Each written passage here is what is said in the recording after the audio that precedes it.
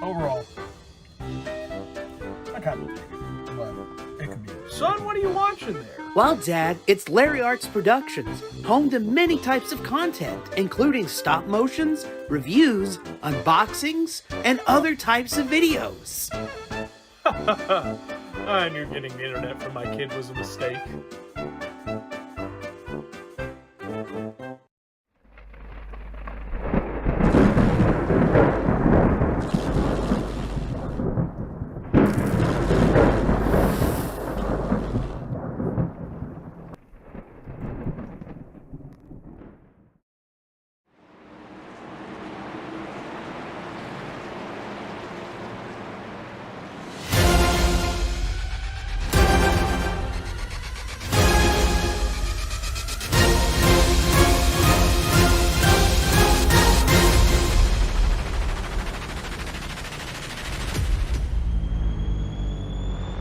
Welcome, ladies and gentlemen, to Freaky Fast Broadcasting, a pre-show not needed. Our technical difficulties we're hoping are down, and we're ready for Green Flag Racing. It's the ISRC Race Car Graveyard Truck Series. The playoffs begin, the drivers are rolling, and we're about to get ourselves set up. The round of 16 start out here at Daytona Road. It's the Battle of the Beach 142 as the drivers up front. Gonna be Trenton Jump, Cody Reed, Danny Cochran, Mark Whitley as the drivers out of the NASCAR chicane into the Geico restart zone. And we are green here tonight as Trenton Jump gonna be sending it down into the front stretch.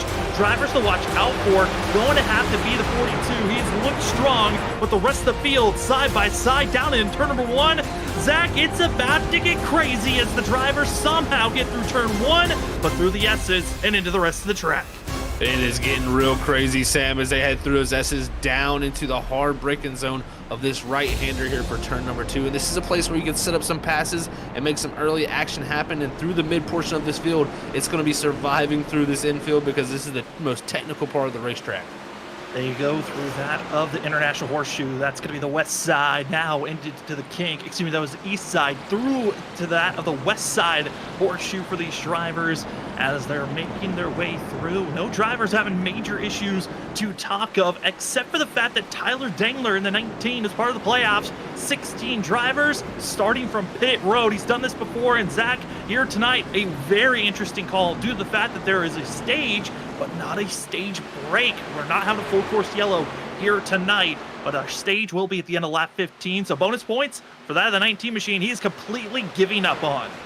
He really is giving up on those points, and it'll be interesting to see how the pit strategy plays out for those points because we have that stage at lap 15 like you spoke of, and we don't have that caution. So I'm interested to see will drivers wait till that point to hit pit road right after that lap 15 marker, because looking at some fuel numbers and data coming into tonight's race, it seems like you can only go about 18 laps, so you're about 2 laps short. We might see some people try to stretch that fuel and take it for a 1-stop, but I think the 2-stop strategy is going to be there, but I think that first stop is going to be much longer into the race due to that stage break being at 15.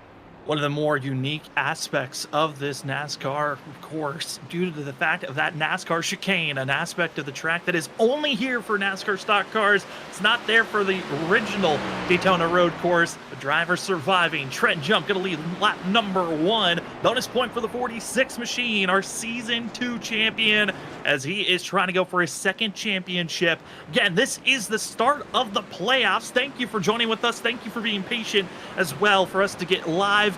Zach, it is incredible to see we got that of 16 drivers all here racing here tonight that are a part of the playoffs, with Mark Whitley top of the board coming into tonight as he's trying to make the pass on that of John Forbes.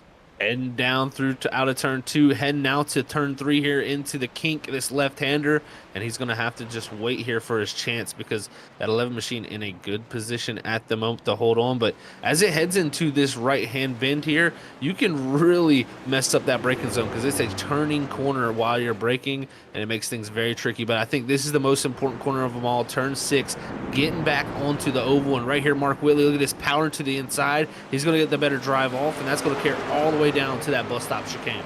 Talking to a few of the drivers coming in tonight, and they said that corner, turn number 6, getting back onto the NASCAR surface, one of the more important corners. You can lose a lot, you can gain a lot. And Zach, I know you know this track pretty well, racing in that of the LMP hybrids. We had our 24 hours back at the start of the year, but these trucks completely different beasts.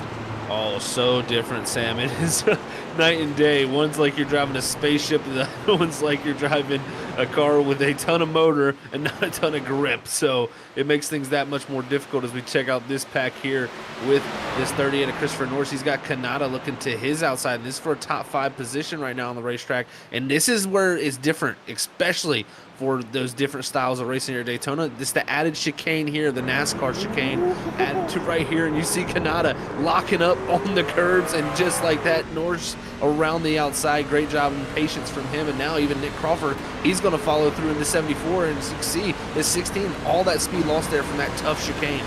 All that speed lost, and I'm looking at some of these drivers, and damage already showing for some of them, and it looks to be Zach teammates having a little bit of damage with one another. That of the 74 of going to be of Nick Crawford, and the 38 of Christopher Norris made contact, major front end damage for the 74, rear end damage for Christopher Norris.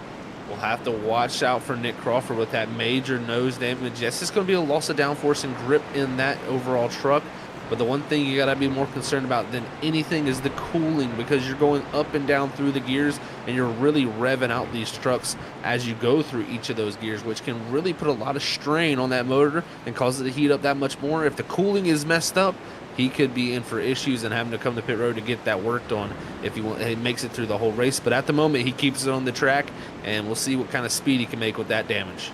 We're 3 laps into this race, and right now you might be wondering, who are the playoff drivers that we are keeping our eyes on? Well, Nick Crawford giving us a great picture, as well as that of Mark Whitley. It's the yellow spoiler as well as the yellow trim that the drivers have on these trucks. That is your indication that these are playoff drivers. And those yellow spoilers in the back certainly going to be key factors to watch out for, as well. Our top 12, all playoff drivers right now. The only drivers that are outside going to be 14th position Dakota Moniz, 15th position GT Rosari, as well as going to be seeing seeing drivers deeper in the field having troubles. That of Tyler Dangler, as well as Noah Steele in 18th position. Yeah, those two are in tough spots, Sam. 18th and 21st for the Noah Steele and Tyler Dingler. And Dingler with that strategy to start on pit road, that one was a bit of a head scratcher, especially with no cautions coming out. And that can definitely lead to having a tough night, having to make up all that time. But I think he was thinking it would probably play out a little bit more dangerous as we see Ferraro around there after that chicane, Sam. That's going to be a tricky spot all night long. It certainly is, especially on the fact that tire wear, one of the factors that I was told to watch out for. Big thing, who can save their tires the best, and that is a good way to ruin your tires. It's a 51 able to survive, but we got to balance up to that of 9th position, Cody Reed, and behind that 25 machine is a gaggle of cars. Ethan Smith, Logan Brakey, Malik Kuntz, that of Dakota Moniz, GT Rosari, all on top of one another. And if any of these drivers make contact, this is massive playoff implications for themselves. It's going to be that of Malik Kuntz as well as Eric Stamp that are the only ones that are non-playoff drivers. Everybody here very stacked up, like you said, and a lot of playoff drivers and a couple without those yellow spoilers. You can see the 98 there without it. Fonseca. Man. Ollie Fonseca, major issues as he was trying to get on the brakes, and he has made contact with the tire barrier. Hard, massive contact for that of the 24. Not required damage, but I am so surprised he is still able to run. That truck looks very down on speed, in my opinion. You can see the 53 coming up here with the draft, and he's just going to blow by him here before that chicane. I mean, it didn't help with the speed he was trying to carry us up ahead of him. Stamp almost runs into the back of that group, and it's going to stack it up here now on the bus stop. But I'm so surprised to see just that damage on his nose there in the 24. He got lucky that was a tire barrier because of how hard of that collision was. It could have been a wreck, and we almost wrecking here as he got Irizarry ahead of him, and now Stamp trying to make the move. But these guys are all grouped up once again. Oh, maybe the power isn't fully gone for Ollie Fonseca, but this round is so crucial for the 24. If you look back to last season, he made it to the playoffs, but it was only for that of the first round. The round of 16, Ollie, a part of a three driver tie at the end of the round, where he was the one who got bounced out. This 24, his ultimate goal was just to make it out of the round of 16. He is now in a massive hole right now. He's back in 16th position. He's still going to get some pretty good points if he finishes where he's at now, but Zach, bonus points was the ultimate goal for the 24. It had to be, Sam. You know, bonus points is what pushes you through, and he's already seen, like you brought up from last season, how close it can be when it comes down to that cut line, and simple mistakes like that could be the reason he goes back and says, man, that is what knocked me out of this. And it's so easy to do. These cars on the road course are just so heavy, so lazy, so tough to not make them wheel hop, and you know, cause them to lose your front end or your rear end like Ollie did there. And Eric Stamp, he's going off there into the keyhole, and now he's off into the barriers almost. Just got into the grass and had no way to slow down, slid all the way down to the tire wall, and he'll now get back up to speed as the 91, Mark Morales, is going to try to take the inside lane side by side as they head down into turn number 6. And Eric Stamp, he was hoping that this run here tonight would prove, hey, you are lucky on the fact that I missed out on the playoffs. He was one of the few drivers that had an opportunity last week at Bristol, missed out, and now the 53, just hoping for wins at the end of this season. That'll help carry his momentum into the next season for sure, in season 5, to see how he can do that. But look up to Logan Brakey in the 29. He makes a maneuver there on Kanata in the 16 to move himself up to the 10th position, and Kanata dropping back here from the start of this race here, now down to the 11th position after starting 8th, and that's going to be a tough break for someone who's in these playoffs as a rookie and looking to do big things. Yeah, Joshua Kanata, one of the rookies coming into the playoffs, one of 3 drivers making their first ever ISRC showing. As I'm so excited to see what what that of the 16 is going to bring out here tonight, as well as the other rookie racing in the playoffs. Matt Upbrook, 7th place for the 15. This is incredible to see from Matt Upbrook, who's probably one of the bigger underdogs. He was the 2nd lowest driver when you looked at his average finishes of all 16 drivers that came into the playoffs, and he's 7th right now. You took the words right out of my mouth, Sam. Him being an underdog for sure. I mean, if you'd looked at the list and just had to say which drivers were going to get eliminated, Matt Upbrook was actually one of the drivers I kind of had on my list to get eliminated. Unfortunately, just didn't see the speed from him this season. Has had a few hiccups here and there, but tonight he's done great to start off this race in 7th and look for those bonus points that could be so critical for later in this event. So critical to grab, and I can agree with you on that. I even had Upbrook on my list of drivers that I thought weren't going to be able to move on to the next round. There's I got to say, this season, probably one of the toughest seasons to pick drivers to say, hey, based off the regular season, I don't know if they're going to move on. With the way that these playoffs are going to be ran, it's 2 races for each round, and we've got ourselves 3 rounds to work with. We're down to the round of 16, round of 12, round of 8, to then get us to the final race at Charlotte, where 4 drivers will race for a championship. And this first round, Daytona road course, and then one of the most entertaining tracks that we always go to and is always a blast to watch, Homestead next week. And then we find out who will move on to the round of 12 as we're riding on board with last season's champion of Danny Cochran. Great momentum for Danny Cochran to be in this 2nd position after coming off that championship season last season, and came in here kind of not on the greatest foot personally with how his regular season went. So he's going to look to change that up here in these playoffs and make something the most of it and try to go back-to-back with championships. But I will say there's a lot of movement going around for 4th, 5th, and 6th right now.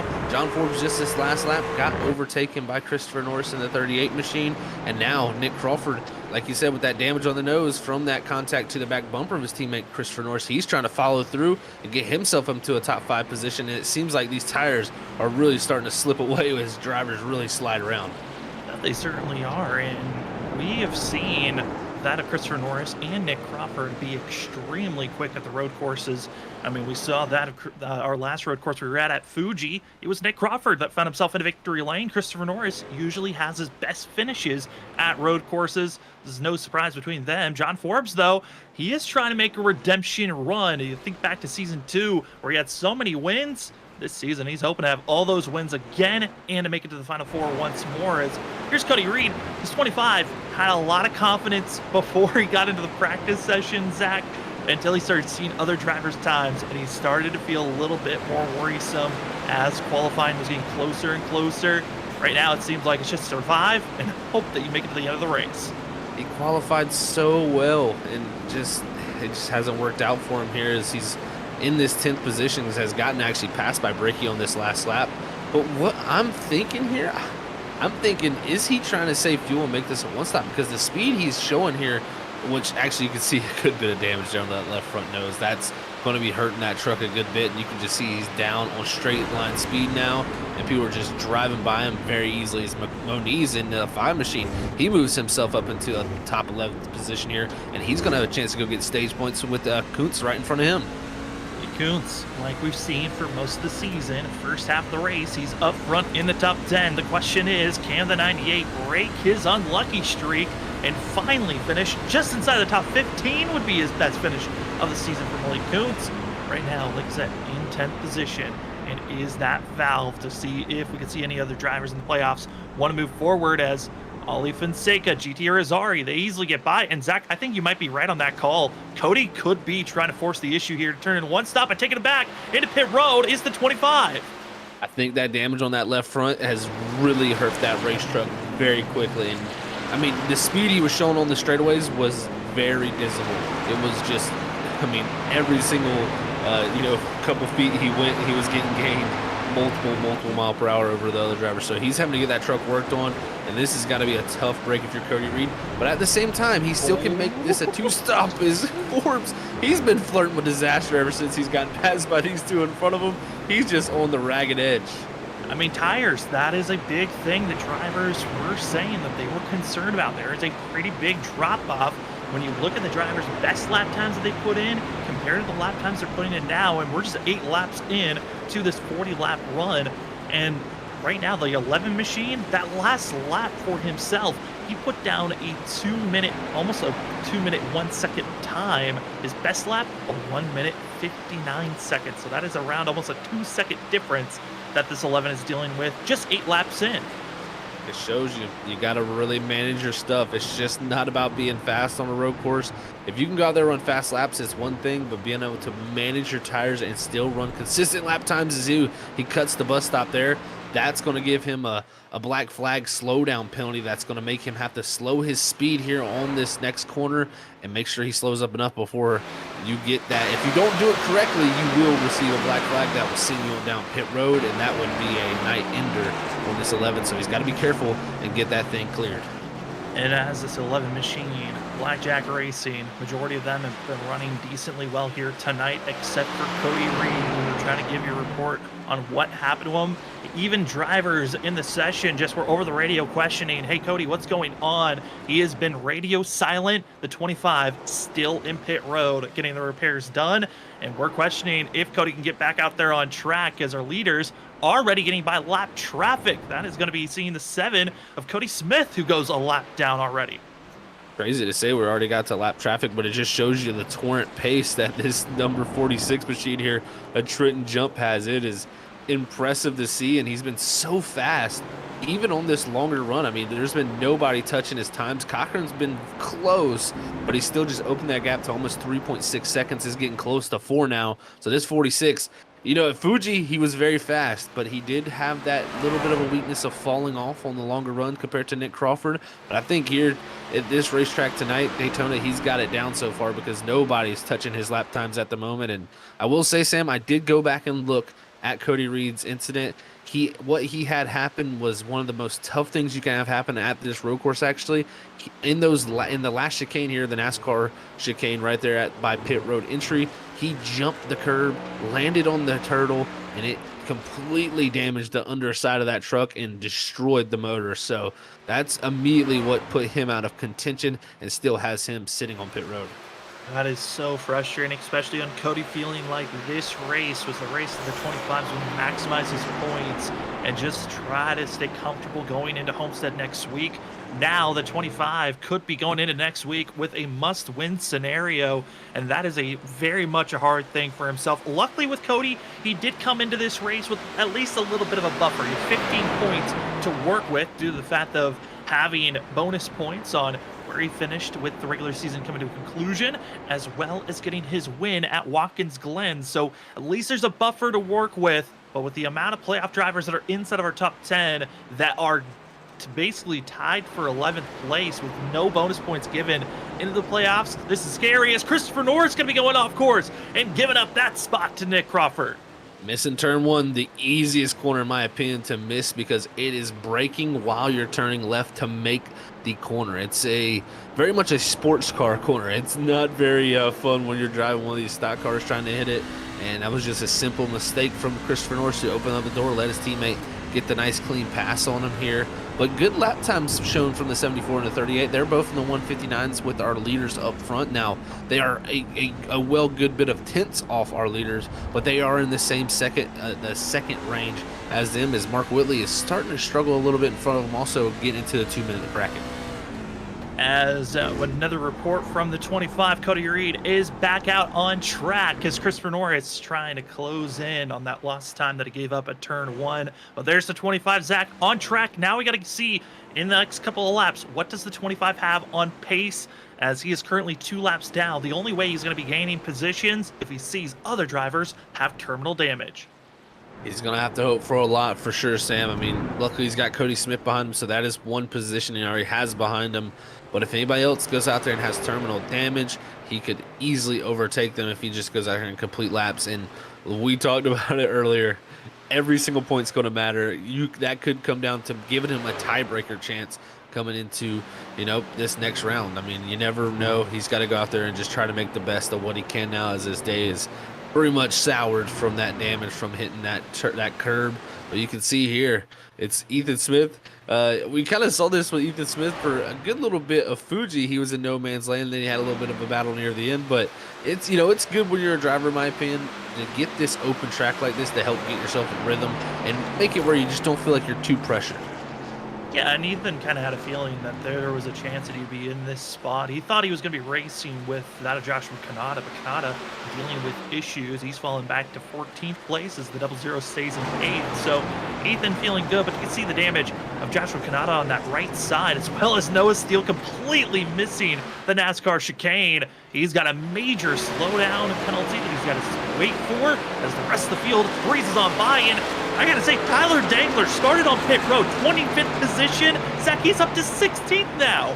That is amazing to see. I mean, I was such a head scratcher by that move of his, but I think he felt like, he didn't feel like he probably had the qualifying pace to get him out of the mix in the middle of the field. So he probably felt like this was the safest position. And, going back that first lap of the race, he was only about 2 to 3 seconds off the field. So it wasn't like he lost 12 seconds to the field. He did a great job of actually getting off pit road pretty quickly, getting behind the field and getting up to speed. And with the lap pace he's showing right now, he is quicker than every single driver in front of him, all the way up to 7th. Matt Opel could be the first driver that actually ran a quicker time than Dingler last time by. So we could see that 19 make up some ground here, as he's got this 14 up ahead of him in turn 6, about a straightaway ahead, looking to pounce on him. I actually kind of want to go back, if we can, to Tyler Dingler in 16th position. He is running a very special truck scheme. We weren't able to touch on it very much last week due to the fact of how much playoff implications there were. But Tyler is running a special Ruru scheme. That is his cat that sadly passed away a week and a half ago. And so he has dedicated this car. He's going to be running it for his cat that passed away. He ran it last week, but for the rest of the season, he says, I'm running this one. This one's for you, Ruru. That's awesome to see there from Tyler. Definitely putting on a good show for his cat there. That's tough, man. His pets are like family to us out there, and we know how that can be. So shout out to Tyler for at least making something special to him last here on the racetrack. So that is great to see. He's going to have plenty of stuff happening in front of him right now. So I think he'll have some time to really get up here and get some show for us, as you get to see those wonderful pictures and moments he has on the back of his deck lid here. And this one's for you, Tyler. I know that he was having a really rough week last week dealing with it. So tonight, having the showing that he's had so far, it's great to see. As we get back to some intense racing battling, that's exactly what we're seeing up front, as well as Tyler Dangler catching up to what he was. But this is where it's mainly intense, because you've got that of Logan Brakey, Ollie Fonseca, Dakota Moniz. They are directly on top of one another, and Ollie Fonseca has been dealing with some internet issues as he has been blinking in and out. Logan Brakey's been trying to figure out how to race around an invisible car at times. That can be very, very sketchy in moments that you take deep breaths for. And right now, this is some great side-by-side racing that the stock car can make here at this Daytona infield road course. And you're going to see down here in the 6th. This is where I think this bottom lane is just going to be so preferred for drive off. As you can see, Brakey not only going to lose the position to Fonseca, but he's got a possibility of losing it to the 5. But the 5 loses the rear end there as they get back onto the oval banking. And Brakey's going to hold on for now for that 10th position. But remember, this are stage points that all 3 of these drivers need. They need every little bit they can here to try to help propel themselves into the round of 12.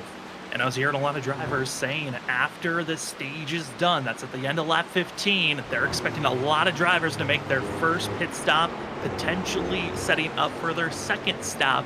A lot of drivers I was hearing some trying to figure out how to save fuel to try to turn this race into a one-stop. But Zach, I heard the majority of the field, they said this is a for sure two-stop race, but where you pit the second time is going to be the big question.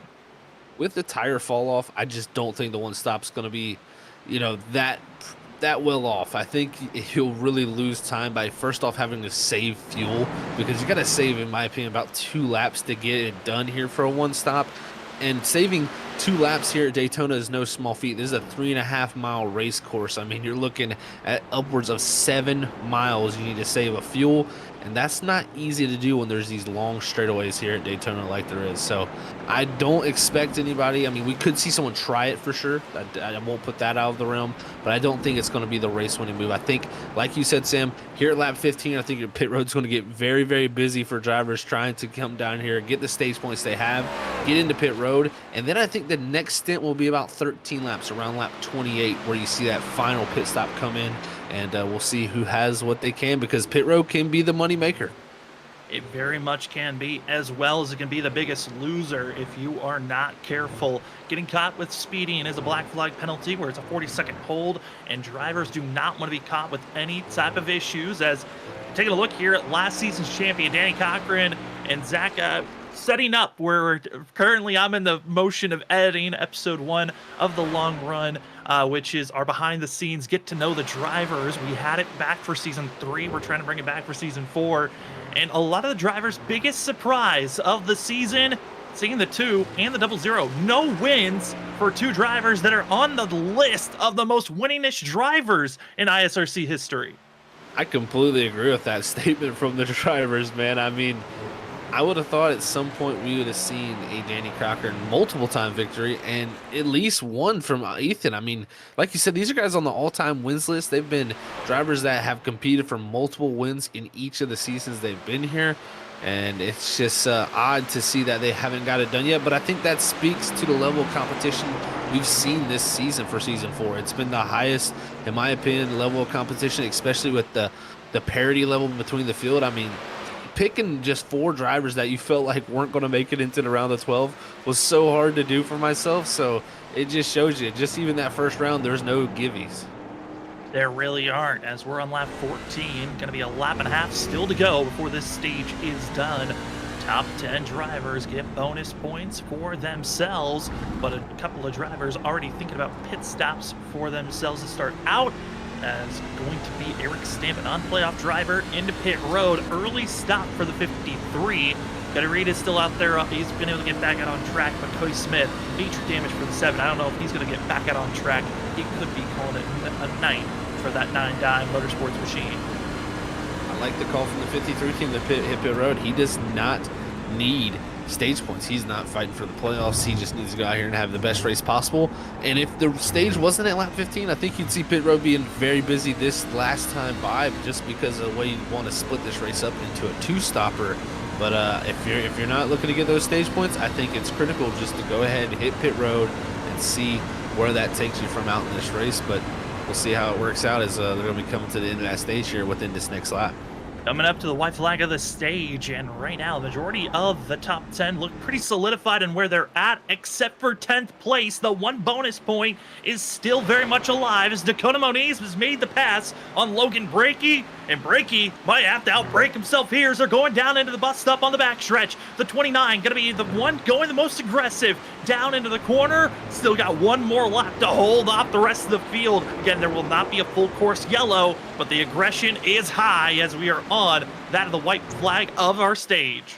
That was super aggressive and a great maneuver from Logan Brakey there. Now we're going to come into the NASCAR chicane here, the final 2 corners on this racing surface. What does Moniz do? He looks here inside, but not going to be close enough to make something happen. Here you just want to make Brakey make a mistake, and he looks to the inside once again, but Brakey's got to cover it off, and they'll have 1 more lap to duke it out here and see who can get that 1 and final bonus point. Oh, and there's going to be slight contact. GT Razari giving the bumper to the 98 of that of Malik Coates. And Coates Was that the one mistake that's going to happen here tonight, or just one mishap that strikes the 98 at every race so far this season? And GT Rossari coming in with one of his first times in the playoffs. That 14's winning a great chance because this is probably his best round to go into. He won at Homestead a few seasons ago. That is completely right, Sam. He should be a threat for sure there next week at Homestead. And right ahead of him, those are points available to him. He moved the 98 out of the way.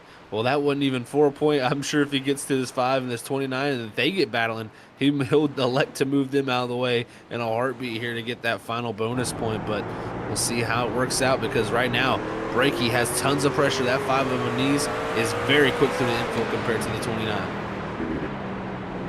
Very much so, but we're coming up to the spot where it looked like Logan Brakey was willing to be a lot more aggressive. The back bumper being utilized, and oh no, a little bit of a contact, maybe a little bit of a slip. Logan Brakey loses touch, and here comes GT Rossari about to pounce on 11th place. This could be his shot here in the 14. If he can get around the 29, he'll have one last shot in the NASCAR chicane. But you can see right here, they're side by side, heading down the long back straightaway, heading towards the bus stop chicane where Brakey's been breaking. Slow car, John Forbes, issues coming out of that at turn 6 onto the oval, blown engine for the 11. Oh no, and at the wrong time too. Didn't even get the stage points, the lap of the stage. He wrecks it, and that has got to be heartbreaking for the 11. He has had to go for the push. Danny Cochran into pit road. As he crosses the line, he will be finding himself up front with these bonus points. Should be getting second of the bonus points for crossing the line on that lap. Oh my goodness. The 2 is already prepared. He's gone. Trent Jump going to be staying out for an extra lap. How much can Danny Cochran with this undercut pounce on gaining positions in time on that of the 46? And when is Jump coming to pit road? I think if you Jump, you got to come this next time by. I mean, for Jump, it was a tricky situation because if he hits pit road that time by, Cochran most likely stays out, wins the stage. So Cochran had the bigger advantage by being in that second position, having such a gap back to third. He could come down to pit road here with really no worries of losing a position or losing out stage points. Now just going to get the undercut, which could be super valuable here. But the thing is, he's got to get past his 15 quickly as he dives to the inside here in 6, and it's going to make the quick maneuver. Able to get by that of Upbrook in the 15. He'll settle for 6. Danny Cochran now going to be on the charge, trying to gain as much time. Danny Cochran with coming into pit road when he did, for sure a 2 stop for himself. 2 might think about a 1 stop though, Zach. I mean, I'm trying to look at the times for some of these drivers. The 00 of Ethan Smith might be that driver, but he's giving up so much time right now. He really is. And I mean, if you look at it, Danny Cochran's already came out ahead of him. So he's put a whole pit stop in between him as we got Trenton Jump, our leader, coming down to pit road. No surprises there. He's going to look to see where he comes out in line with Danny Cochran. I think he still should come out ahead, but Danny Cochran's tires are going to be a little bit more fired up with that heat being built into him, whereas Trenton Jump's going to have cold tires. If it's close, the action could pop off. I just love playoff racing. It is aggressive. It is fast. You never know what you're going to find. As Mark Whitley now going to be taking the lead with Trenton Jump coming into pit road. 77 still need to make his stop. The question is, when will he come into pit road? Same for Christopher Norris and Nick Crawford as they stay out for another lap. Again, the number we were given was around 18 to that of 19. The drivers might be able to reach 2, meaning this 77 is going to have to pit here in the next lap or 2.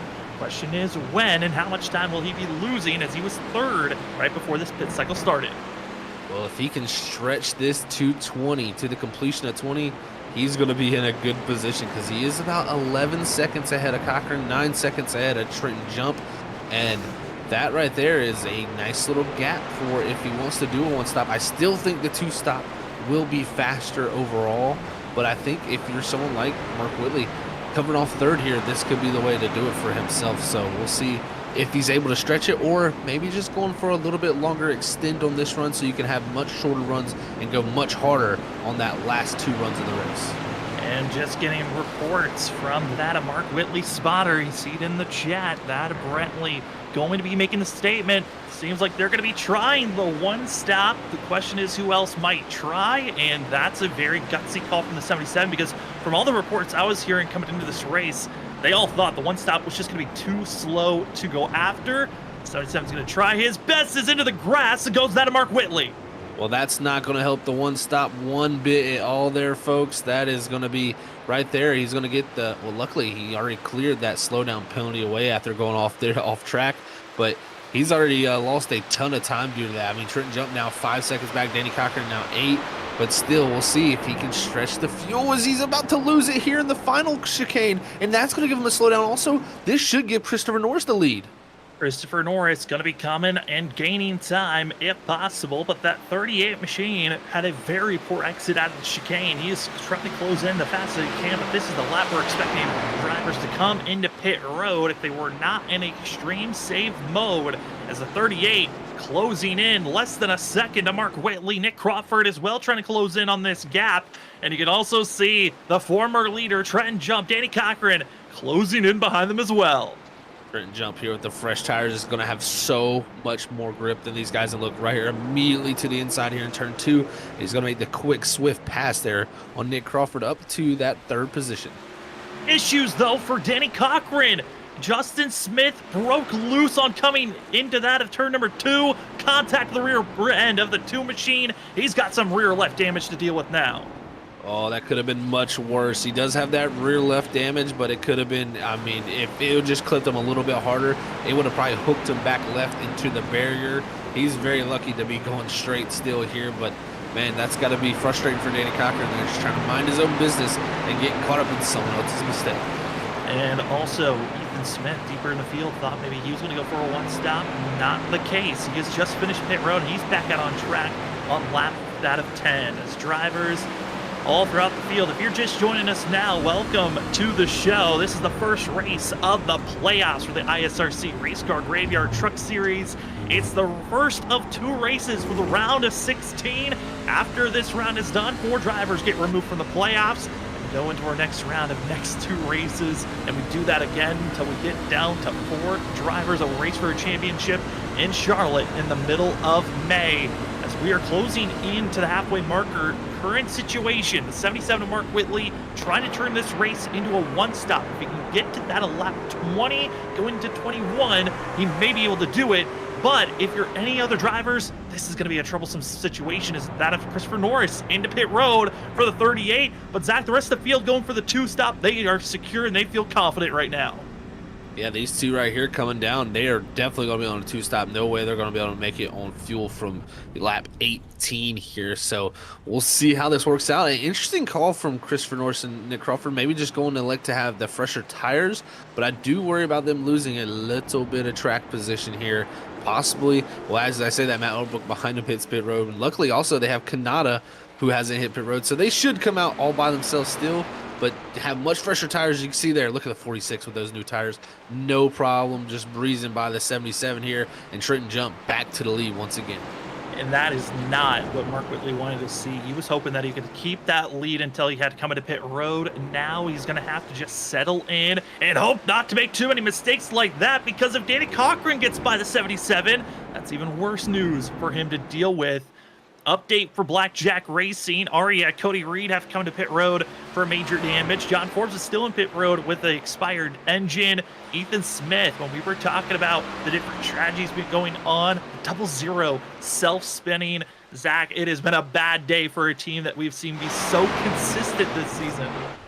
Blackjack just didn't play their cards right today, I guess. No pun intended. So it's, I mean, this is an easy road course to make mistakes. This thing is built for sports cars and GT cars. We're racing stock cars out here that don't stop.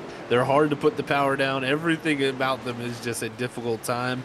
And that Blackjack Racing team, it's just turned into a nightmare here for him. Luckily for Ethan Smith, though, I mean, he still is here in the 12th position, so he can still have somewhat of a decent finish, but was much better off position before this. Nick Crawford still in pit road. Nick Crawford manually disconnects. The 74 is done. Oh, no, that is not good for the 74 team. I mean, he luckily got those stage points. That will help him. And, you know, the gap he had coming in tonight was pretty decent. But, man, that is playoff implications, as they would say. I mean, this is giving flashbacks to last season, to when we were at Road America. I mean, not in a dominant fashion where we were seeing that Nick Crawford winning and then get, you know, lots of packets in, lost connection, but this is another road course where we're expecting great things from the 74 disconnects after the stage break's done. Now we're going to have to see what next week brings, because Zach, that is now 3 drivers that we were expecting to be almost championship favorites that are going to be in the hole going into Homestead next week. Heartbreaking moments right here, right now, Sam, for him. Logan Brakey somehow evading, making contact with the 5 machine, but that's going to be causing him to have a slowdown. He backs off, having to give the space, and these 3 drivers given some scares. And so flashback to Fuji when we had Holly Fonseca as well as the 5 have their little bickers between one another. That really hurt the 24 back at Fuji, and now the 5. Woo! Having a little bit of heart attack moment there. That it definitely was, Sam. That was wild to see the 29 coming into the picture. But it's funny how, like, the people that you have those little bicker with, you know, like those disagreements with through the season, and those moments that happen at road courses always seem to come back around and you race them again at the road course, just because it seems like you got similar pace. So not surprised to see those 2 near each other. But I think this is the guy who's kind of, in my opinion, stolen the show here with definitely the biggest surprise, and that's the 15 of Matt Uppbrook right here running in the top 5 position. If you had told me that tonight, I would have said, I mean, what happened? There's no way anyone could have predicted this from Matt Uppbrook. I mean, yes, he's tried to be consistent in a lot of these races. He got his first top 10 finish last week at Bristol.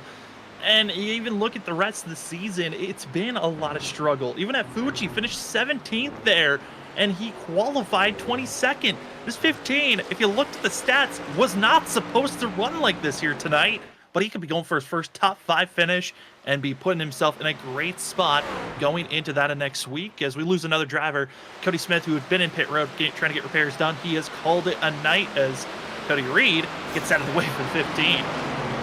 Well, I tell you, Sam, with all the troubles and mistakes from drivers here tonight, disconnecting, you know, Forbes blowing his motor up, Crawford's out, Reed is hurt, Uppbrook is really in for a good night right here. This could really push him forward. He got good stage points, and if he gets a top 5 after this is all said and done, this is going to be like a win to this 15 team and have them in a good chance heading into Homestead, where, you know, really I feel like if you put the practice in, that's a track where drivers can get very dialed in, and we'll see if Uppbrook can continue that over, but he's still going to have to make it through tonight because we're just past halfway. Past halfway, and that of the 77 Mark Whitley has made it past the halfway marker. He is aiming for the 1 stop, but currently in 4th position, as we will see what the Harpoon Design 77 can do, as he's trying to make his 3rd season that he's ran full time, trying to make his 3rd Final 4 potentially. He's yet to win a championship, but I gotta say, Zach, looking at the ways the stats have been this season, this is his biggest and most favorited season to go for that championship. He is no doubt, unquestionably, the favorite heading into these playoffs. I mean, you saw what he did leading up to the end of the regular season. It just shows you when he gets it right, it's almost unstoppable sometimes we see. I mean, Mark Whitley is very, very good at getting out front, and I like to say getting out front and just disappearing. He just does that good job of once he gets out front, it's pretty much a sealed deal if he keeps the lead from that point on. So if he can continue that into the playoffs, he will be the man to beat. I mean, we even saw the final race last season at Phoenix, it was definitely wild. It came all the way down to the final pit stop where it didn't go his way. He lost the lead to Danny Cochran, couldn't get back around him. He's wanting to come back from that one and really come back and win that championship and put his name in that list. Put in the list. There's another driver that I'm looking at that I've circled up as probably one of the favorites as well to join the 77. That's in 12th place, Ethan Smith. That 00, if he can make it out of this round, which it's already looking like a difficult thing to do, but if he can get out of this round, the next 3 rounds look perfect for this 00, as we've got that of a concrete course, and the next 2, we got Nashville Super Speedway, where we've seen this 00 win at before, and Dover in the round of 8. So he's feeling very confident, and a lot of drivers are scared to see the Concrete King if he can make it into the round of 12. It would be definitely tracks that favor him in that 00. He's always been great at the concrete tracks for sure, and glad to see what he can do. I mean, this would be a great way to turn around his season here in the playoffs because, again, no wins so far, which is surprising, but this is the perfect time to do it here in the playoffs, and he's got some good tracks coming up. I would not be surprised to see this 00 right back in contention for that Final 4. We drop back from the Double Zero, 13th place. Going to be that Tyler Dangler, and Dangler up to 13th. I still cannot get over the fact that Tyler is in 13th after starting all the way in last place. 25th, started on pit road, the only driver to start on pit road. Just keeping the nose clean, keeping himself out of trouble, and he is now up to 13th place, ahead of Joshua Kanata, who's in 14th, ahead of Noah Steele, who's in 16th, and then all the drivers that have had their issues of John Forbes, Cody Reed, and Nick Crawford. It's been a pretty good night for the 19 that you could take away from this. Great night for sure for the 19 team, especially starting from pit road. You wouldn't have expected it, no doubt, and he's got about 7 seconds up the road to Ethan Smith and Eric Stamp along with that. And Eric Stamp on much older tires than everybody. I think he'll have a good shot at getting that number 53 machine by the end of this run. Does just say that he wrecks. He's able, he doesn't hit the wall, just scrubs off the tire wear, and he'll have to resettle, get back into the mix here. But that is a loss of time, especially on the fact of where he was on track. But thing that Tyler will take away, he was in no man's land. There was no one close to him, in front of him. Joshua Kanata, though, trying to catch up, but he's still 3 seconds back. Whew, big moments there. Put him the commentator's curse, I think. They're saying he's going to run down somebody in front of you. Nothing is a given in racing, so you got to make sure you hit those marks, and it was just a tough slide for him. But Kanata here, he's got to be liking those chances after that, and he's got fresher tires than Dingler, about 2 laps fresher, and that will help him. The farther we go into this run, it could bode well for the 16 or running down the 19. And behind that, Joshua Kanata in 16th position, based off the playoff drivers. It's Noah Steele, the 8 machine. We have not talked about him at all here tonight, which is odd when you look at the season as a whole, Zach, as Kanata just skips out on that last corner. Says, I'll just take a break there. But Noah Steele, who, I gotta say, this is kind of surprising to see. Road courses have never been the strong suit of the 8, but he's got to be hoping for a great night next week when we go to Homestead for that. A Steele who has been one of the drivers to watch out for every single time we go to a mile and a half. That's the key. That is the big key. Every time we go to a mile and a half, the 8 is one to watch out for. So Noah Steele, just because he's running back in 16th right now, yeah, it's a tough night. I mean, no stage points, nothing like that to help, and really just not having the speed to produce anything. As you can see, some of the damage he's incurred over this race, that's not helping either. So, like you said, he's going to have a big night next week at Homestead, but we can't put that out of the realm there from the 8 machine. He's been so quick at those mile and a halves, like you said.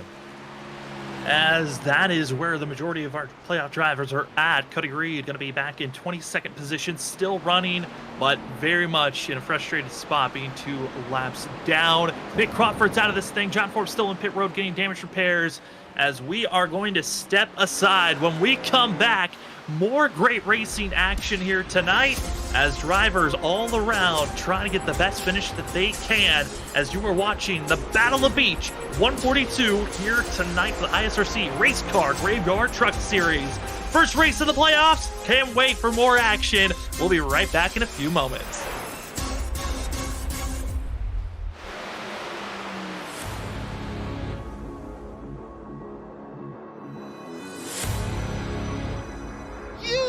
The best, you got them for a rest. Often imitated, never duplicated. The greatest show on dirt, the World of Outlaws.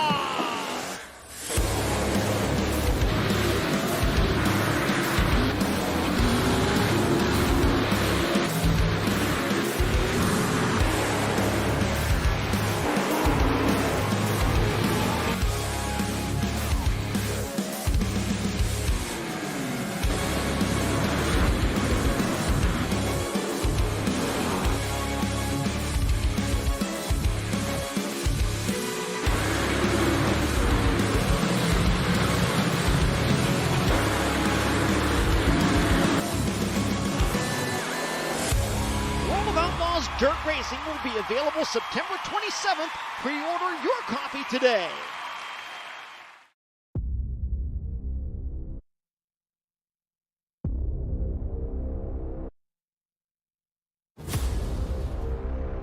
He's following, they're wrecking, they're splitting, and it's a complete mayhem.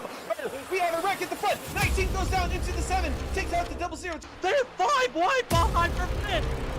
Oh my. 5 wide here, this ain't gonna work, is it? They're already wrecking into turn 1, and now coming through that at turn 2. This is it, the Daytona. Oh no, they're wrecking contact. Sets gets into the wall. Gonna be scattering on the outside. Drivers on the apron. Drivers coming out of nowhere. Edison on the outside trying to get the win. And it's William Edison stealing it at the line. Into the wall. The 18 trying to block. 77 get into the 18. That leaves 3 to TJ Roberts. 17 to Gavin Rogers. 3 of TJ Roberts is going to steal the win here. He went second fiddle so many times last season. Christopher Wade wins the season 5 Daytona 200.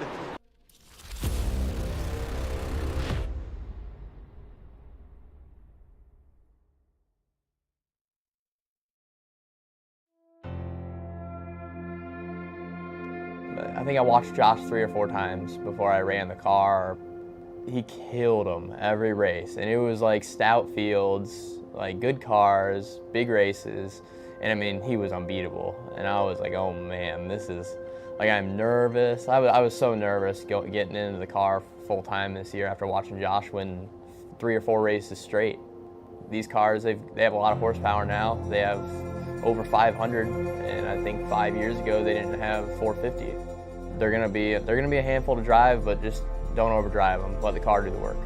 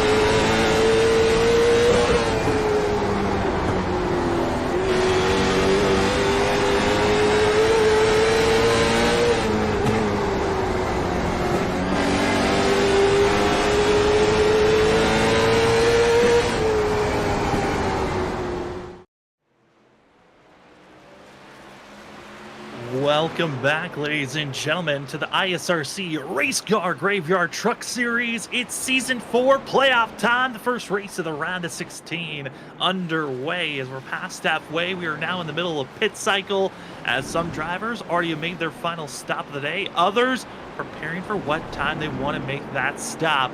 Can't believe how crazy it has been. A lot of playoff implications. We'll touch on those very shortly, as we've got some sponsors to say thank you to, as they are the sponsors that give us the incredible coverage of ISRC, that being Race Car Graveyard, the title sponsor of the Truck Series.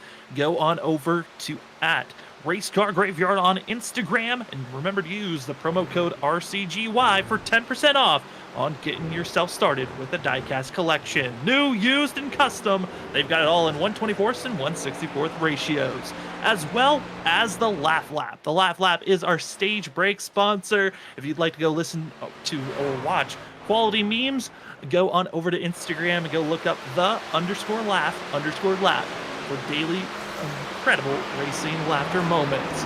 And our final sponsor, which is the White Flag sponsor and also track sponsors throughout the season, it's Larry Art Productions.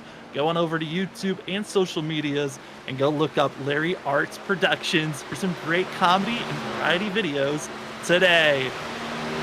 Well, that has been a wild night here tonight to start out the playoffs. My name is Sam Dyer. With me is Zach Hall, Rupp Moyer Jr., running productions in the background. Zach, I mean, some big surprises of drivers that are running well, and even bigger surprises of drivers that are out of this race already. It is mind-blowing with some of these DNFs and drivers out of the racing contention already, and just hurt, playoff chances already. And it's for, I think, some top-tier drivers that we thought could possibly have. I mean, personally, the three biggest ones have got to be Nick Crawford, Forbes, and Reed, of course, with their nights, how bad they've went so far. And I think all three of those drivers we thought had a chance at some point possibly of getting into the top four. So this hurts their chances, but if they can make it through the next round, everything resets. That's the big thing they got to have on their mind. They might have had a bad night here at Daytona, but heading to Homestead, if they can just get themselves through those playoffs, then, man, they reset everything, and it's like clean slate is wiped for them. Clean slate is wiped, and we've got plenty of drivers. Still strategies being utilized. Christopher Norris putting the pressure on the 77 of Mark Whitley. Whitley is the one and only driver here tonight going for a one-stop, and the rest of the field going for a two-stop strategy. Different varieties on when they decided to come in pit road. Some going a little earlier to try to go with undercut to advance positions in the short term. Other drivers trying to predict on how they want to come to pit road later in the race. But Zach, this 77 and the 46 of Trenton Jump, they've been some of the favorites to watch out for, same as well as Danny Cochran. But the strategy, the guts to go for this, I mean, it's really important due to the fact of if you win, you're into the next round automatically. That takes away a lot of pressure heading into Homestead, because anything can happen. I mean, you head into Homestead and you get DNF right after the start of the race, you can lose tons of points to somebody. And if someone wins that's far down the list also, then that just could possibly knock you out also. So you got to go out here and try to do your best to win this, win everything. And Mark Whitley, with this one-stop strategy, I think at the end of the day, I don't think it's going to be a race-winning strategy. Right now, he's about 37 seconds behind our leader, and that is still growing even though he's got fresher tires. I think our leader should come out of pit road and be either directly right behind Mark Whitley or just ahead. So I think Trenton Jump's going to have no worries about that for the win unless something major, catastrophic goes wrong for him. But I think for second, that could be an interesting story, because Danny Cochran's only 26 seconds ahead of Mark Whitley. And with pit road, he's going to be well behind him with much fresher tires, but it could set up for a interesting battle when we come down to the end of this. And just as I say that, I felt like pit road was going to get busy right around 28-29. Danny Cochran heads down. Coming into pit road is going to be the two machine. You also can see that left side damage for the two on the rear bumper. That is from an incident between himself and Justin Smith back on that of 13 laps into this race, where the two honestly lucked out on, could have gotten a lot worse damage, but now going to be taking 4 tires and fuel, going to get back out there on track. But the question again, where is Mark? Where is Danny? Danny's still in pit road. Mark Whitley about to come across the line. And this is the battle for second place as the two starts taking off. Mark not even in the entry just yet. They're side by side. Here comes the pass, and it's going to be the two. Not able to hold his position as Mark Whitley trying to pull away. This has got to be somewhat demoralizing if you're Mark Whitley, saying, man, I was going for hoping to gain spots from third, but right now a guy on brand new tires who's 26 seconds ahead of you comes out right behind you. That means Trenton Jump, who was 37 seconds ahead, he's going to come out with almost a 10-second gap over Mark Whitley. So this is, I think, going to be kind of a stalemate when it comes to Mark. I like trying this strategy because if you try it, it's worth it in my book. You never know what could play out if it does work. But at the end of the day, I think it's still going to net him a third-place finish with the gap he has behind, because Christopher Norris is still going to need another pit stop. Yeah, Norris is still going to have to come to pit road. Still waiting as well.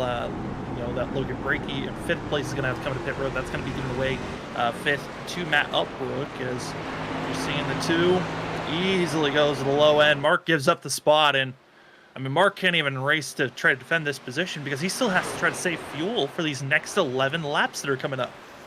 Not only that, but he's got to make sure those tires last too. I mean, it's a battle of both worlds. You got to save the fuel and save the tire, because we saw at the end of the run, when you do like 20 laps like that, you are just hanging on for dear life. As Danny Cochran there flirting with disaster there, hitting those turtle curbs there in the middle of the bus stop. Those things can have a devastating effect like they had on Cody Reed. So can't take too many chances there if you're the two machine after having a good night so far. But yeah, this is the strategies were kind of cut and dry. I felt like a one-stop was going to be interesting to say the least, but it just wasn't going to be the speed that you could show here with the tire fall off that we've seen. Well, Danny Cochran crossing the line now. Trenton Jump exiting pit road. The gap over 9 seconds. And the fresher tires go to the leader, but for that at Trenton Jump, traffic is right in front of him. This is the nightmare for a leader because you never know what a lap car could do. We've seen in other leagues that we cover here on Freaky Fast Broadcasting. You might be leading, but lap cars could have their own issues to take you out. That they can very quickly, Sam. Things happen so fast here, and you can't really do too much to miss things when they happen in front of you. But luckily, Jump does get around Jonathan Smith and Freed there to go back by those lap trucks. And he'll have his teammate, Noah Steele, directly ahead of him now. So this should be a nice, clean pass here out of 6 with the getting the power down that Steele won't be able to do. As you can see there, look, 46 is just going to have so much of a better run here, and he's just going to go right by his teammate. And right now, Trenton Jump is loving everything he sees because he's got clear track all the way in front of him. Clear track, and now into pit road. Going to be Logan Brakey on the 29 machine. Same teammates from Armadillo Racing as that 8 of Noah Steele, currently in 15th position. Not a bad spot to be. On the fact that he's just trying to survive and make it to the end. Looking at the gaps, we could be down to just that of 12 drivers on the lead lap when this race is over and done. Crazy to think how this race has been evolving throughout the night. But big points still to be grabbed for some of these drivers, as now there's no longer stage points to be grabbed. It's about getting to the very end of this race.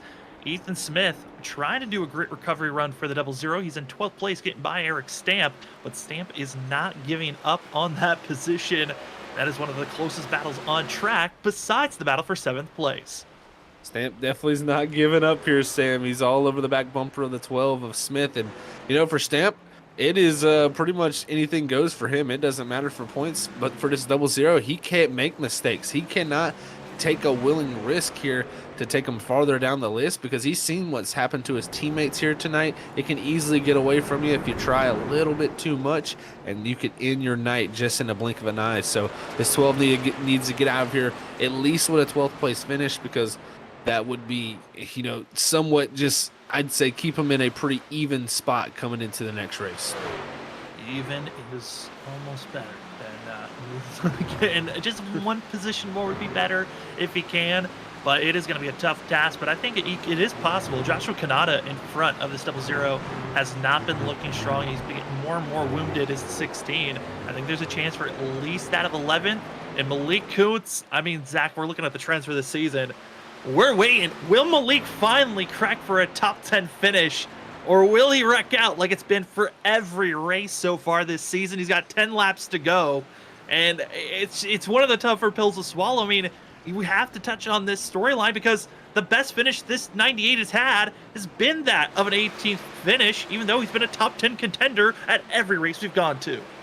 I mean, literally every single race it's been in the top 10, fighting for stage points. I mean, if we could get a number of like how many stage points he's actually got this season and then not got better finish than 18th, it would be a mind-blowing stat there. So I think you're going to have to really, if you're Malik Kuntz, try to just make it through here. Just don't do anything too drastic that we've seen get you in trouble throughout the season.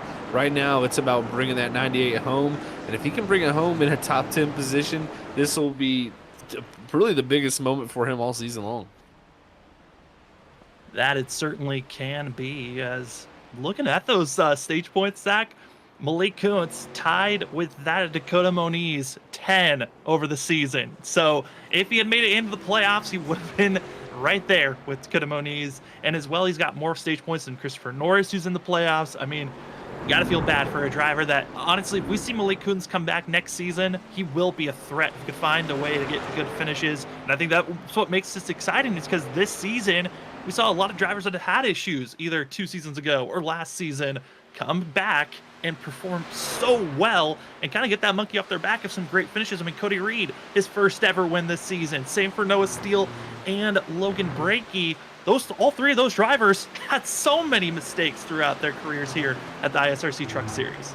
It's about taking those mistakes and learning from them. If you don't learn from them, then there's really no reason to make them. I mean, it is a tough situation. As I say that, Noah Steele is out of this race, guys. The 8 machine has called it a night. He's back in 20th, so the 8 not having the greatest run when it came to speed, but now he's going to drop even more positions and lose more points there from that team. So that is a tough ordeal there for Noah Steele, who was personally one of the, underdog X factors of this playoffs here coming into it because of what type of run he had last season. Zach, I'm looking at this for the 8, and I think he might have done a money shift and blew his engine going through the bus stop. That is a frustrating thing to see when he was trying to downshift and make it through the bus stop, and he did it too early and ended his night. It is so easy to do. You're trying to get that truck slowed up, and you're just using those, downshifting maneuvers like that to use the engine braking to help slow that truck down. And sometimes you can just get a little too much, and when you do, it, like you said, will money shift, and you can expire that engine in just a heartbeat, and that is so tough. I mean, think about how many times he's went through that corner before, and with 9 to go, he ends up making that simple mistake that leads to his race being over. And now we look at the list of drivers that have all had issues. I mean, there are 4 drivers out of this race that all were a part of the final 8 at some point. I mean, Cody Reed almost there, but he was in contention with the speed that he has. Drivers we expect to do well now going to be in a big hole going into next week at Homestead. The road course, I wasn't expecting it to be this big of a change-up, Zach, but the wild card race here at Daytona is really shooking everything up. 8 laps to go, and there's still playoff contenders right on top of one another. Here's 3 of them through the bus stop. It's that at the 14 GT Rosari, the 5 Dakota Moniz, and Ollie Fonseca in the 24 still cannot get away from one another. This is crazy to see, man. The 14, the 24, the 5. We were talking about them at the end of the stage, all jacked up beside each other. Well, now they're all battling once again. Fonseca much fresher tires, and he's going to have a lot of speed, but just could not get it woed up there without hitting the back bumper of the 14. And he's going to lose a ton of pace out of that exit of that final corner, and that's going to open up the gap for GT Rosari. And that's going to feel good for GT, who is not known for his road course racing. Also started in 19th. He's in 6th. Another playoff out of this race. Joshua Kanata has called it a night. Wow. This is turning into a Daytona nightmare for a lot of these guys, man. This is not what they wanted coming into the very first race, and can say that pretty much he had an engine expire. I don't know if his car went to the wrong gear through the banking, but he had something go down there in the banking of 3 and 4 on the oval, and his engine blew up. So Kanata out of it just that quick also. Man, that is so many playoff drivers who've had a tough ending to their night at Daytona. I'm looking at Joshua Kanata's whole entire right side. It looks almost identical to the damage the 11 of John Forbes had, of just smashing the wall, but it took longer for the engine to expire, and that is a frustrating thing to see. More drivers calling it a night. And for Cody Reed, who was one of the very first of those that have mistakes, I mean, Zach, sometimes it is have the mistakes early so you can recover at the end, and right now the 25 could potentially be gaining another position to get a top 20 out of a race that maybe he should have finished in 25th position. You gotta love that if you're Cody Reed. Every point can count, and man, this just the way tonight has played out so far, this is going to set us up for a very spicy Homestead. I'm telling you now, it is going to be all over the place. There's going to be opportunities for guys that we had thought we didn't think were going to go through to the next round. They were probably on our bottom 4 list that are now going to be well up inside those points, and they're going to be in a good position when they head to Homestead, a track that everybody knows, so it's going to be even playing field there. But some of these drivers who had those big gaps, they've lost on it out on it here tonight at Daytona, man. Well, we are hoping, just got word from Nick Crawford in the chat, he is dealing with a very bad migraine that forced him out of the car, and there has been a lot of health issues on why people have been able to bounce out of the race. And we had Cody Reed, he wasn't feeling well, he was actually throwing up, and he had to quit out of a race, and now Nick Crawford out of the race for other health issues going on. I mean, Zach, that is a tough thing for Nick Crawford, but at least, like you said earlier, stage points were grabbed by the 74.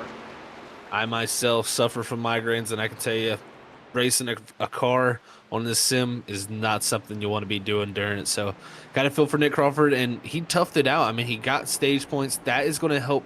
If he does make it through to the next round, he can look back at those stage points as being a critical factor of allowing him to get through. It's tough when you're dealing with stuff that, you know, is out of your control, like your health, like a migraine like that. You just kind of got to do the best you can to get what you can and get out of here. And unfortunately for Nick Crawford, that's how it played out. But I will say, Sam, you know, we do have Trenton jump 16 seconds up in the lead, but I have been watching him like the last 3 laps, and he's had some pretty big scares. Like, he almost went off in turn 2 and almost put it in the barrier. So it's not out of the realm for a mistake to rear its ugly head here for Trenton jump, but he has a big enough lead to where if he does have a huge mistake, he can kind of recover from it. But I have been seeing him have some tough times. As you can see, he's just drifting, having a little bit of fun here as these laps close out. And I gotta say, I've been enjoying the little battle for third place. Mark Whitley, Christopher Norris. Norris cannot make it to the end of this race. That 38, his ultimate goal is to force Mark Whitley to make a mistake so then he can come into pit road. That is the only way he's going to keep that third place position, is if the 38 can somehow put the pressure on the 77. But Mark Whitley, he keeps himself stable. He's not showing any signs of a mistake, but the 38 continues to stay there, just trying to cause any nuisance with 6 laps to go. I think you're exactly right, Sam. They know they got about a 44-second gap back to Matt Uppbrook. It's about 30 seconds for pit road. And look at this dive to the inside here into the bus stop chicane. And Christopher Norris taking over third position. I don't know for how long before he has to hit pit road, but this is definitely interesting for him. I think, like issues. GT Rosari, all Fonseca contact. The 14 trying to stay off of that entire wall, able to do so. Has to back up in what was looking like a great top 10 finish. He's now on 11th, and here comes Eric Stamp. What a heartbreak there for GT Rosari, just getting the bump from the 24 that sent him off there. And when you go off into that grass, folks, you have no control over your truck. It does not stop. The grass in iRacing is like black ice. It is just unbearable, and when he got on it, he could not stop. He went to that barrier and had to back up from there and get on the racetrack. And like you said, here's Eric Stamp right behind him. Now, Irizarry's pace was better than Eric Stamp's the last few laps, but how much would this damage affect him? How much will going through the grass and hurting the tires right there affect this 14? And also the composure just overall of getting moved out the way. He's also dealing with that rear end damage and the left side completely scraped up on that 14. You can kind of see it there, right side on your camera, that seeing all the crinkles, that's from the right side hitting the guardrail after being bumped by the 24. And that 53 of Eric Stamp missing out on the playoffs, but here tonight trying to steal any points possible for himself, as if any issue strikes for this 14 to 53 or anyone else in front of him, Tyler Daimler in 13th place is just sitting and waiting for anyone to make a mistake so he can grab more positions. He would love that in the night too, for sure. He's been grabbing those spots all night, but you know, for Eric Stamp here, yeah, not in the playoffs, but his teammates are all in the playoffs. So right here for Eric Stamp, if he can take a point away from GT Irizarry, that helps out his teammates such as Noah Steele, who's had a tough night and had to call it quits here. So if Eric Stamp can get this past done, as you see, I mean, he just had his hands full there in the final chicane and lost a ton of time. But if he can get that pass done, that does help out his teammates. So at the end of the day, he is still kind of helping out here for points for playoffs. And you can see there, Fonseca is still having his issues with network issues. And for Moniz, that's got to be tough to race around. There are 5 drivers all right here, and just one mistake you could see, just trying to survive all this battling. 6th to that of 10th place is this group. As we see from the chopper cam, get to see that of Dakota Moniz holding for 7th. Falling back to 8th is where we find Malik Kuntz, Ethan Smith, and also Logan Brakey, all stacked in here. And Malik Kuntz, the one non-playoff driver, just keeping his nose here and waiting to see if there's any mistakes or just to hold off for any position. And here is that pit stop we spoke of with Christopher Norris in the 38 machine. Looks like he's just going to take a splash of fuel and pull off a pit road as Uppbrook here exiting out of that bus stop chicane, heading through 3 and 4. He's going to be still about 27 seconds back from that 38 machine, so not going to be able to gain that position. But man, still at the end of the day, Matt Uppbrook coming out here with the top 5 possibly, that would be a storybook ending for the start of his playoffs. Well, thank you so much to everyone that's been joining with us here on your Monday night as you're seeing the drivers coming back onto the NASCAR Turn 1. This is coming out of Turn 6 for these drivers on the road course. But you've been watching the ISRC Race Car Graveyard Truck Series, the first race of the playoffs here tonight, as it is 2 races for this round of 16. Homestead, the next destination next week, as it's 4 laps to go. Trenton Jump, it is his race. It is up to that of the 46 if he's going to throw this one away or not, as you see Cody Reed going through the bus stop. It has been a pleasure to give the coverage of the Battle at the Beach 142 here this evening, as there will be more coverage throughout the week. Remember to like, subscribe here on Freaky Fast Broadcasting to see more great coverage. Tomorrow night going to be the Full Send Racing Series. Wednesday's the Wicked Next Gen Cup Series. Thursday, Stars and Stripes is there in the ARC cars. Saturday, WSSR Roast Gems Cup Series. We're right back here Monday night. Other content, if you subscribe and hit that bell notification, our newest top 5 list of March is out with some of the closest finishes of the whole entire time this year. It's been a crazy year so far on those finishes. Then as well, the cool down lap. Go check out our podcast. Episode 1 and 2 are out, and episode 3 all starting to get recorded throughout these next couple of weeks. So cannot wait to upload those. Welcome again. If you're new, if you're just joining us, it has been a wild one. A lot of playoff contenders out of this race. That of Cody Reed, Joshua Kanata, Noah Steele, John Forbes, Nick Crawford. 5 of our 16 drivers bounced out of this thing. And Zach, it has been wild with 3 laps to go. Biggest underdog coming in tonight, Matt Upbrook, 5th place right now. The storylines have been tremendous here tonight, Sam. It sets us up for Homestead, I mean, for tons of things to happen. So I cannot wait to get to that track next Monday. Like you said, subscribe if you want to come back here and watch that with us as they close out that first round, the round of 16, and see who the top 12 drivers are moving on to that next round that will go continue to fight for that championship, man. So it's been a pleasure so far tonight, man, and with 3 to go, I mean, what storylines can we add is the question, because look at this group. It's all stacked up. Ethan Smith in 9th. You got Logan Breaking not too far behind in 10th. Then Malik Kuntz, his best finish of the season, 18th. Like you said, he's up to 8th. He's got Dakota Moniz right in front of him, and also Ali Fonseca. So we literally have 5 trucks all stacked up here with only 3 laps to go. 5 trucks all in line, and another wiggle going to be shown from Malik Kuntz. And Zach, this is something you were touching on. Later the run goes on. The tire wear. Who could survive with the tires? Well, we're seeing some drivers really maximizing all that they can give, but will they have enough for the final lap, as it's 2 to go now for Trenton Jump? It's all about minimizing mistakes here, guys, as they're all stacked up. The tires, they're shot. I mean, they're holding on for everything they got. They're just trying to make sure they get to the checkered flag without wrecking and get in the best position they possibly can, especially for these 4 playoff guys with the 1 non-playoff driver mixed right in the middle. It is a mixed bag, as you can see Fonseca fighting for grip as he's got the 5 closing in. And the hard thing here, those front 2, the 24 of Ali Fonseca, the 5 Dakota Moniz, you might be thinking, well, why aren't they running hard and why aren't they just bumping one another out of the way? Well, they're teammates from Larson Line Racing, and Dakota Moniz, he's not going to be putting the 24 in any trouble because that's the owner of the team. For the 5, and Ali Fonseca, a driver that joined at the beginning of the season, 24, has been a shining star for this team. It's been great to watch him, how he's been running with this group. But that man, Malik Kuntz, I still can't get over how the 98 is still out there on track. 2 laps to go. 2 laps of knocking on wood, hoping for the best. And here we go with 2 to go, coming up to the white flag. This has been a crazy one, Zach, as Trenton Jumps heading into the bus stop. He's got a lap and a half to go before he can say he's locked into the round of 12. I mean, 19 seconds, almost a 20-second lead. This is pure domination, if you ask me, from this 46, who he wants to go get himself another championship. He was, I mean, just in such a good position. You know, the season before, last season, was not the greatest for him. And this season, I think he's come back even better than his first season. So we'll see what he can do to go and try to get himself a 2nd championship and be one of the only drivers to, or be the only driver to do that. And right in front of him, going to be GT Arizari.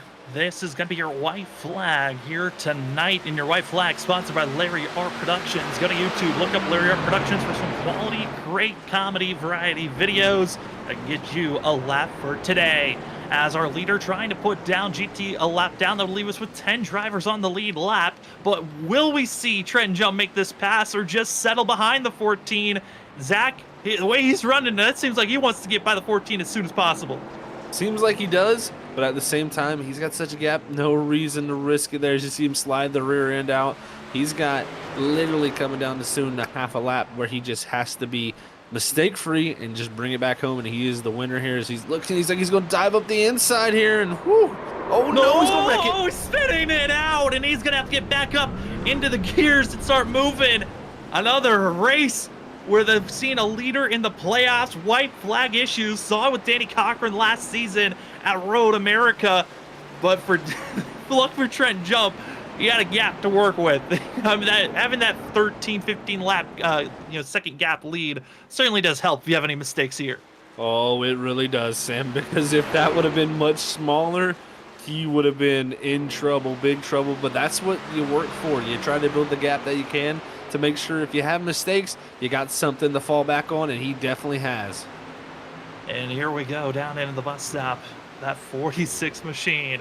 Just a couple of more corners to go. Down into the bus stop, trying to make it out. We've seen so many other drivers have mistakes. The 46 continues to be strong and run well here tonight. It has been a pleasure to watch playoff racing action for the ISRC Truck Series, and give it to the 46 as he's got one more chicane to go through. It's the NASCAR chicane here at Daytona, and the Battle of the Beach really wasn't much of a battle for the lead. Give it to the 46. Trent Jump locked into the plat of the round of 12, winning here tonight.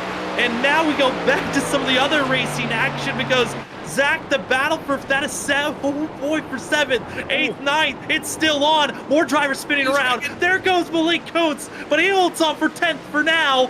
Woo, boys, it's still getting racing again by lap traffic. Oh, man, they're getting by lap traffic there. The 6 of Justin Smith. Now the 00. He lost the position here to Breaky. What's he going to do? Look to try to get this back, as this is going to be the battle for 8th here, as 7th and 6th have gotten away of Fonseca and Moniz. It's now going to come down to these two. Who can outbreak each other and who makes the least amount of mistakes, as they're holding on for everything they got.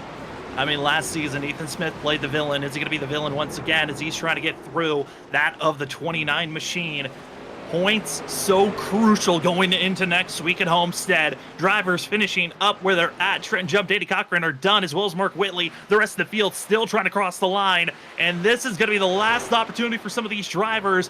The only positions that can be grabbed is for that of 6th place between Olive Fonseca and Dakota Moniz, and for 8th between Logan Breaky and Ethan Smith. Everyone else not close enough unless they make a mistake. For 6th place, Ollie makes it through that of the bus stop. As well, for 8th, Logan makes it through.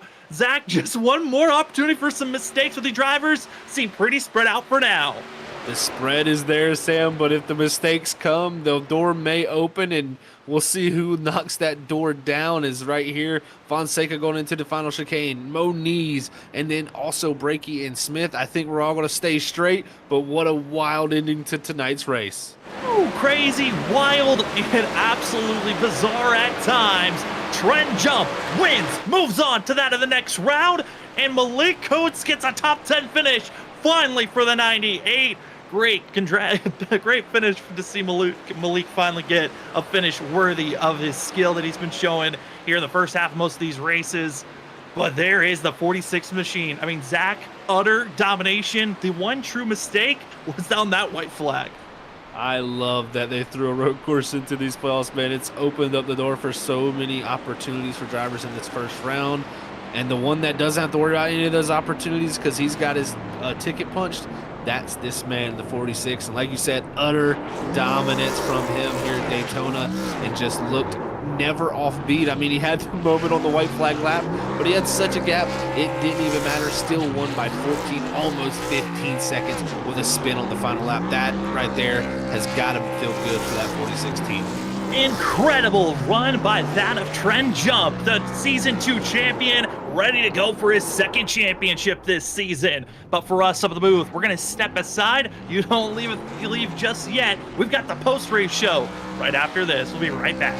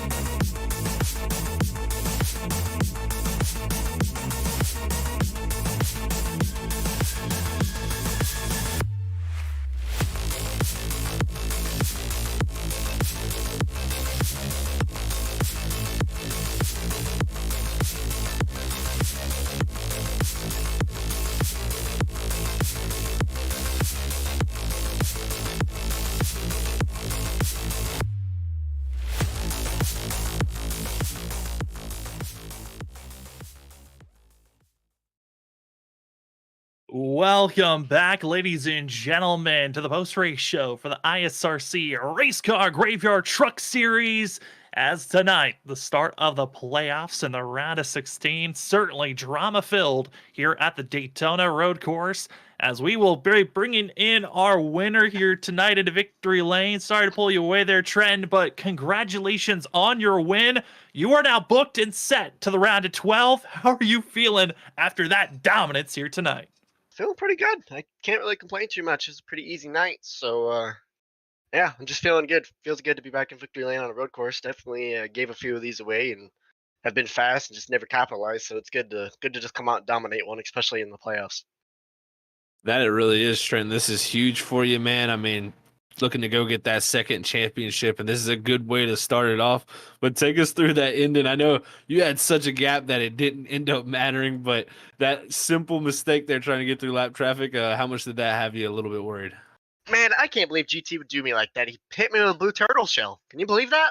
I just what a joke of a driver. No, I'm just kidding. GT's a good dude. I went to go pass him, and he said I could pass him, and then I just like looked up and I'm like, oh, I'm not gonna make the corner, so I just turned it and spun it out, and I knew I had enough gap. So a little premature celebrations, not so bad. Well, I mean, it certainly helps when you got a gap. You can have some fun like that. And Trent, with this win now, you get to go into next week with a pretty comfortable spot and not having to worry about pointing your way in. But man, how does this now change up your mindset going into Homestead? Is it still go get a win, or is it now go help a teammate? Oh yeah, nothing changes. We're still gonna go and try to win everything we can. Win the stage, win the race, win anything. So I mean, it doesn't really change anything. It just allows us to be comfortable if bad luck strikes and we get wrecked next week. So I'm definitely happy it turned out this way because I think we've been really sneaky good all season. With only one win, but I think we could be at 3 or 4 this season. We've just been, in my eyes, under the radar, and past couple weeks have been rough. But this is a good way to pick ourselves back up, especially at the playoffs beginning, and hopefully this gives us some momentum getting down to the last race and going for 2. Well, it certainly is exciting how the playoffs have started. And Trenton, congratulations on this win. Have fun next week. Good luck, and have fun celebrating this victory. As Will we do. also are going to give you the floor for any shout outs. Yeah, I just want to thank you guys for broadcasting this deal. I love going back on weeks I do well, the weeks I win, and watching this broadcast. And just want to give the admins of this league a big shout out. It's been fun this season. It's not been no drama or really anything, so it's been fun. And I just want to thank my teammates at Armadillo Motorsports, Noah and Logan and Eric. They had some solid runs tonight, and they had some bad luck tonight. So it is what it is. And I just want to thank Justin at Color Teal Graphics for painting this beautiful truck. Well, that is going to be the 46 machine of Trenton Jump from the Armadillo Racing Team. Congratulations and good luck next week. Yeah, sounds good. Talk to you boys next week. As that is going to be your victor here tonight. Let's go to second place with the number 2 truck, as it's going to be Danny Cochran. Danny, another second place finish for yourself. It's becoming a trend here tonight. The 2 truck in second, but still a decent run for yourself. How are you feeling after tonight's performance? Pretty happy, honestly. I mean, it's tough to be mad at second. Anytime you're in the playoffs, because it's going to put you in a good spot going forward with points. Especially when you see what we've seen tonight, man. Like, Nick unfortunately had a migraine, so he had to back out. John had some issues, and he didn't finish. He had a DNF. And then a few other guys like Cody, Kanata, just tough luck for guys that are going to be really competitive in the playoffs. And then you have guys who barely made the playoffs, like Matt, who's looking probably pretty good for the next round here. I haven't seen points yet, but he's going to be looking pretty good for the next race, not the next round. But he's going to be in good shape for Homestead, and it's going to put a lot of these guys on the back foot. So, yeah, I'm pretty happy with second place. We survived, and we came away with a mostly clean truck. So, pretty happy. That you definitely did, Danny. I mean, we saw Mark Whitley attempt the one stop. I mean, he definitely had to go pretty slow, it seemed like, to save the fuel to do it. So do you feel like that was kind of what made the decision pretty easy for you guys up front to do the 2-stop? Well, I seen right away the kind of gap we were putting on the guys behind, and I figured they were trying to save some. And I tested it earlier in the week, but personally, I couldn't do it without running sub or above 2-minute lap times. So I didn't think it would work, not for me at least. It was really interesting to see Mark try it, and I respect him for doing it. But I thought going in that it wouldn't work, and that kind of confirmed my theory on that. Well, it did not work for that of the 77, but your strategy certainly did work out for you. Danny, we're heading to Homestead next week. You're not officially locked in, even with this great performance. How, with all of the drivers that we saw here tonight, have struggled some spots, does that make you worry going into next week, or are you still feeling pretty confident going to Homestead? Yes and no. It worries me on the fact of, or on the matter of, it's probably going to be a wreck fest. People are going to be way aggressive trying to nab that 12th spot for the next round. And I feel like if we can just kind of hang out and stay out of trouble, we can kind of coast on into it. I know we had a little bit of a buffer before this race anyway. I think about 6 points. And this kind of builds onto that. So I'm not too worried on my own behalf. It just worries me about what's going to go on around me that might collect me. I certainly would be nervous as well. Well, before we let you go, Danny, the floor is now yours for any shout-outs. Buddy's Custom Baits, Larry Arts Productions, and Player One Coffee for riding on this truck every week. And teammates at Larson Line had a really good showing tonight. 2nd, 6th, 7th, and I believe Tyler got 11th or 12th. So we had a pretty good night overall. And you guys for broadcasting, the admins for putting this thing on. And last but not least, everybody that watching at home, we appreciate y'all. Well, that is going to be the 2 machine of Danny Cochran coming away with a 2nd place finish here tonight. And good luck next week at that of Miami. Appreciate it, boys. As we go from second place, let's head to our spotlight driver, which is a driver that we've been talking about wanting to break and get past what seems to be a curse, and maybe it's finally breaking through. We got Malik Coots in the 98 with us. Malik, you finally break into a top 10 finish. Man, it is good to see you finally getting in that column. Oh yeah, it's been a rough season. Between bad luck, mistakes, and just put myself in bad positions. I don't know. I feel like I should have had several top tens by now, some top fives. I feel like these road course races, they're not my strength at all. But you just have a clean race and clean pit stops, and you'll come out with a decent finish.